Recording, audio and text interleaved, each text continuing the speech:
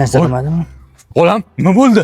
Nima qilding bolam? Uzr aka, bilmasdan urib yubordim. Yuring, baynisiga olib boramiz. Banisa shart emas. Bizani uyga olib borib qo'y. Tur bolam.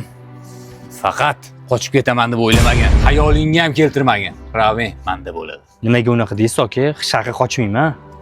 Adasi, siqilmang. Hali hammasi yaxshi bo'ladi. Bu ham bir sinovda.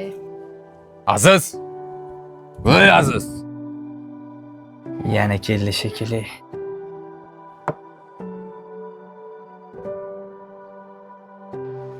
Assalomu alaykum, keling. Aziz, menga pul kerak. O'zi kechagina pul berdim-ku.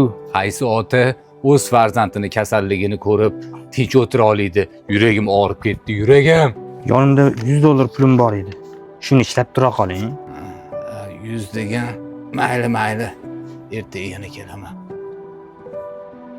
Barakasini bersin, yaxshilikka haydang. Hormasinlar. Assalomu alaykum, keling. Xullas menga pul ber. Ro'zg'or qilishim kerak. Sani kasringga ishga ham chiqa olmayapman. Ha, aka. Endi ro'zg'oringizni ham qilib beraymi?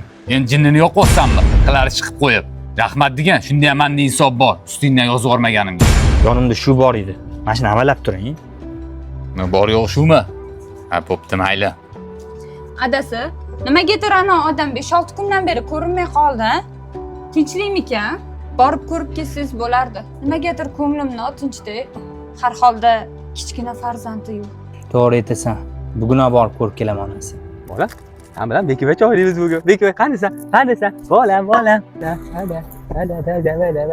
Sen bugun mashina urmaydi. Sen yana qanasan, bolam?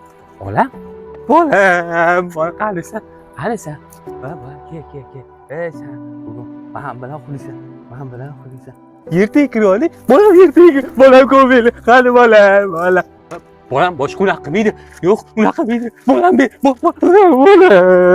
Bu odamni farzandini 5 kun oldin mashina bosib ketdi. O'shandan keyin shu ahvolga tushib qoldi. Farzandi bilan mashina tagiga o'zini tashab, harom yo'l bilan pul topishardi.